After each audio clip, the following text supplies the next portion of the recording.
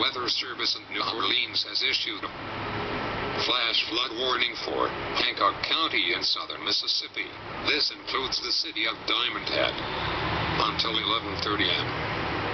At 9:31 a.m., National Weather Service Doppler radar indicated thunderstorms producing heavy rainfall moving across Hancock County. Radar estimates indicate that up to 2 inches of rain have fallen over portions of the county in the last hour. Additional rainfall amounts of 2 to 4 inches of rain will be possible through the morning. Other locations in the warning include but are not limited to KILN. A flash flood warning means that flooding is imminent or occurring. If you are in the warning area, move to higher ground immediately.